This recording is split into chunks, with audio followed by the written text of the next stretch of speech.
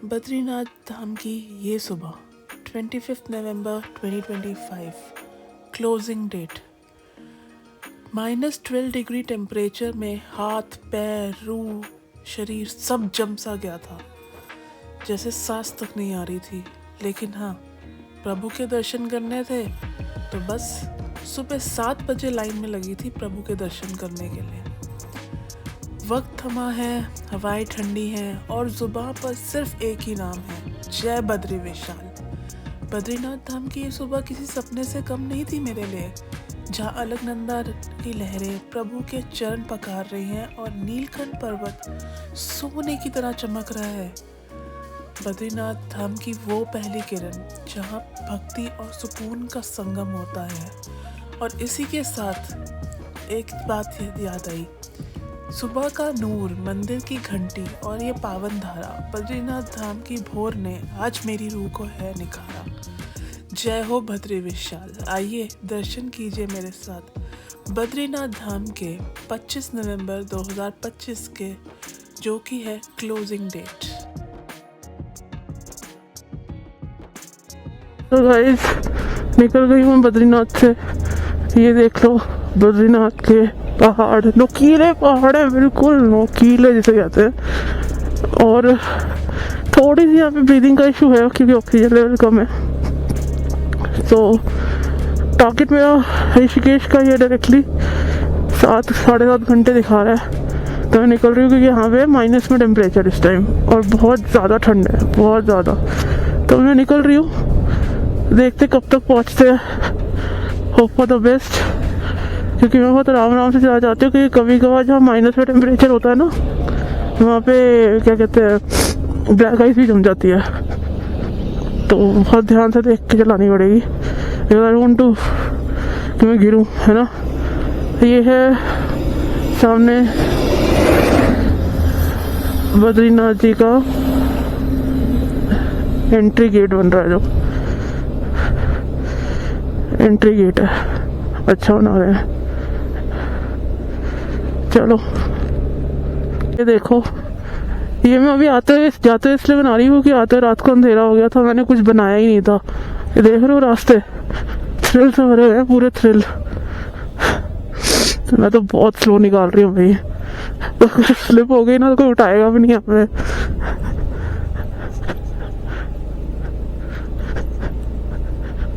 देखो बन रही है रोड, कुछ लैंडस्लाइड कभी खराब कर देती है रोड। ओह माय गॉड, इसमें आइस जमी हुई है, बर्फ जमी हुई है पूरे उसमें। मैंने इस टाइम 4 लेयर पहनी है, हाईनेक,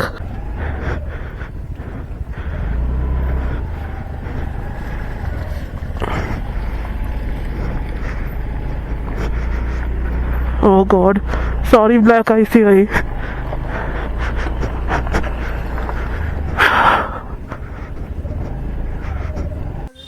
यहाँ खड़े होकर इस झरने को देखकर एक बात दिमाग में आई कि जैसे पत्थरों से टकराकर भी अपनी राह बनाता है, ये झरने का पानी है साहब, गिरकर भी शोर मचाता है। तो इसका मतलब यही है, चाहे हम भी जितनी बार गिरे, हमारी कामयाबी शोर ज़रूर मचाएगी, एक ना एक दिन शोर ज़रूर मचाएगी। बैठे आप, ये देखो सामने ये पहाड़, ये रात को नहीं दिख रहे थे, वैसे मुझे दिख रहे थे पर कैमरे में नहीं दिख रहे होंगे। ये देखो, ये बद्रीनाथ के रास्ते जो भी बहुत ब्रॉड कर दिए, पता है इन्होंने बहुत ब्रॉड कर दिए। पहले बहुत नैरो रास्ते थे, जो पहाड़ को काटा हुआ है इसमें। ये देखो, ये पूरा का पूरा व्यू, ये पहाड़ बद्रीनाथ का सबसे खतरनाक रास्ता माना जाता है जाने का, सबसे खतरनाक। लेकिन उन्होंने रोड इतनी ब्रॉड करी है कि अब इतना डर नहीं है। लुक एट दिस,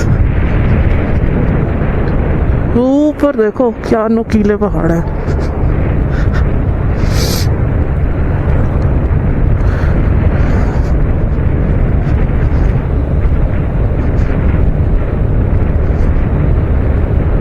और जहाँ धूप नहीं आ रही है ना, वहाँ इस टाइम ठंड के मारे जान निकल रही है।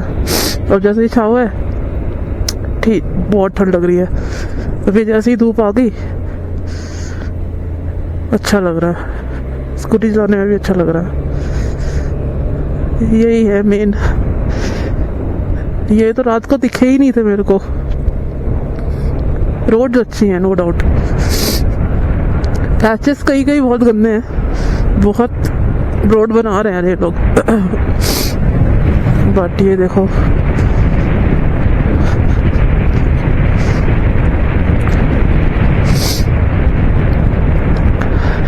और जितने झरने हैं ना, जितने भी वाटरफॉल्स हैं ना, उन सब में पानी जमा हुआ है, पानी जमा हुआ है, बर्फ जमी हुई है, सब में आइस जमी हुई है। और वो ब्लैक, और अगर वो रोड पे आ रहा है तो वो ब्लैक आइस है। अभी मैं दर्शन करके आ रही थी तो एक बंदा मेरे सामने स्कूटी से गिरा था, बद्रीनाथ में ही। ये तो हम बाहर आ गए क्योंकि मेरे को आज मेरा टारगेट है मैं ऋषिकेश पहुंच जाऊं, क्योंकि ना बीच में स्टे करने का मेरा मूड नहीं है कहीं पे।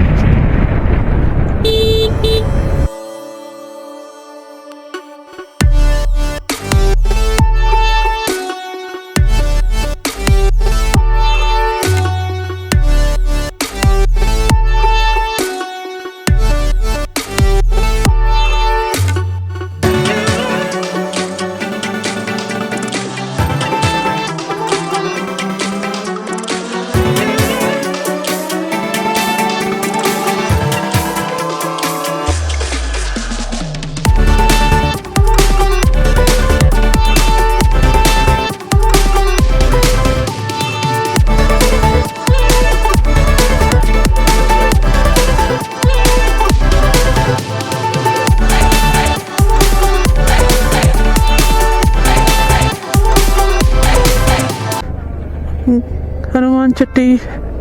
जय श्री राम जय बजरंग बली, जय श्री राम जय बजरंग बली, जय श्री राम जय श्री राम।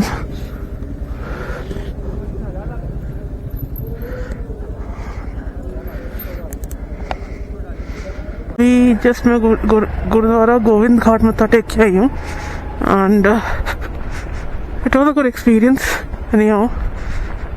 अच्छा लगा।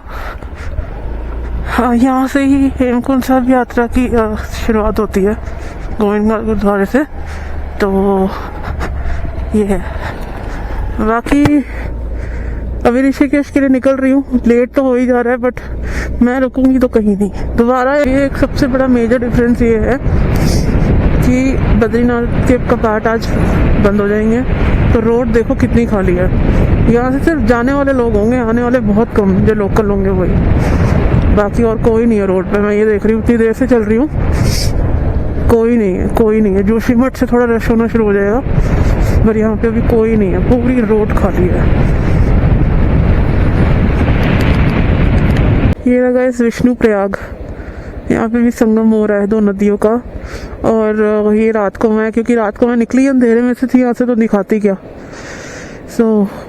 पानी का कलर देखो भाई, इतना ब्लू है, बिल्कुल सी ग्रीन जिसे कहते हैं, बहुत साफ है, बहुत साफ।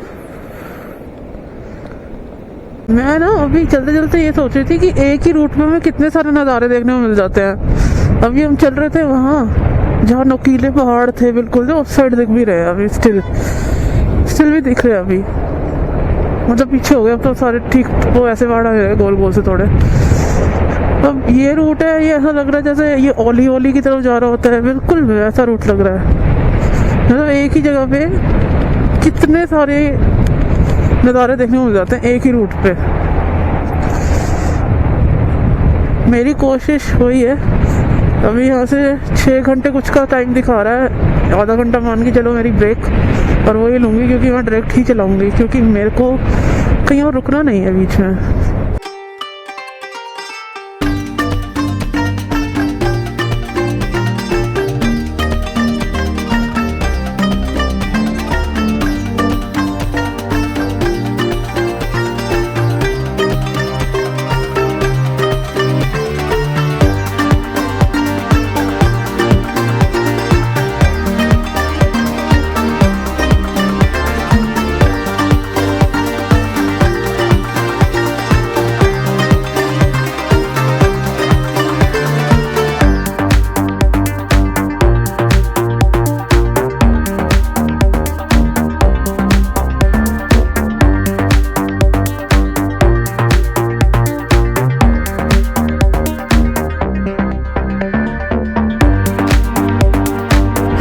है सारा आपको इधर मेरे राइट में, ये सब, ये सारा, ये सब, ये पूरा कर्णप्रयाग शहर है, कर्णप्रयाग सिटी। कितनी बड़ी है भाई, पहाड़ों पे, पूरे पहाड़ पे सिटी बसी हुई है, बची हुई है। मतलब क्या ही बोल देती हूँ कभी कभी तो, क्या निकल जाता है मतलब ये। हाँ, ओह भाई साहब, बच गया भी। मैं तो चल ही रही हूँ आराम आराम से, क्योंकि जब ये नैरो हो जाती है ना रोड, तो मैं अपनी स्पीड वैसे ही ऑटोमेटिकली स्लो कर लेती हूँ, कोई फायदा नहीं है भगाने का। और नीचे आ गए हम, काफी नीचे आ गए भाई, बद्रीनाथ से काफी नीचे। कर्णप्रयाग, अब इसके बाद आएगा देवप्रयाग।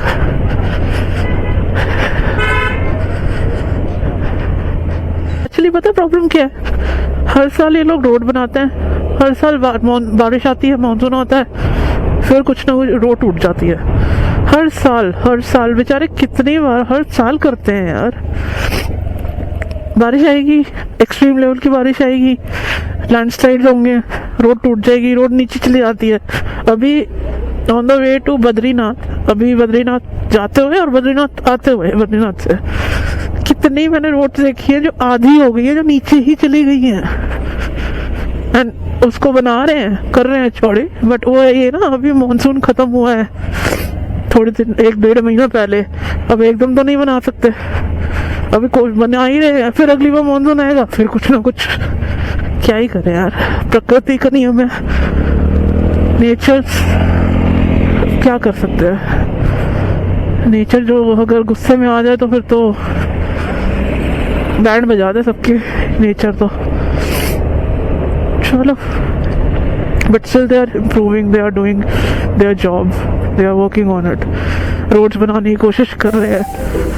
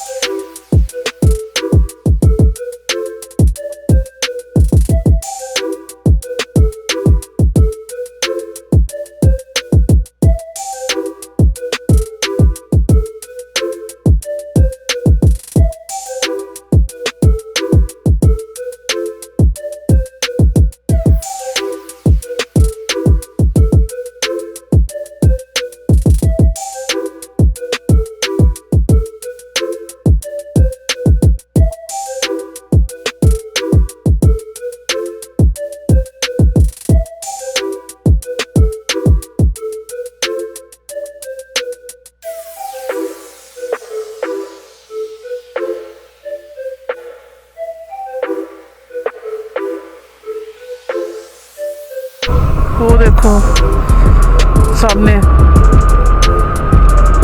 लाल है बिल्कुल, पता नहीं इसमें पीच आ रहा होगा, बिल्कुल लाल है आसमान सनसेट के टाइम पे, बिल्कुल लाल।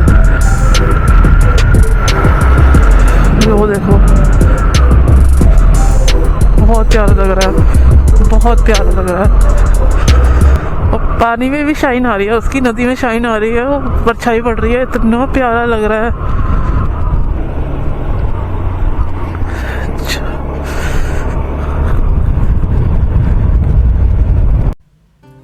बद्रीनाथ से लेके धारी देवी तक का जब सफ़र किया और जब देखा कि अलकनंदा की लहरों के बीच जहाँ शक्ति का वास है, धारी देवी की ममता में पूरा उत्तराखंड खास है।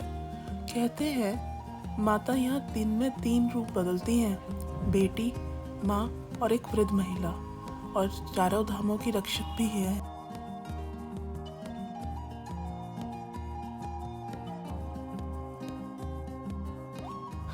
उत्तराखंड इन ठंडी हवाओं में सुकून का एक पैगाम है।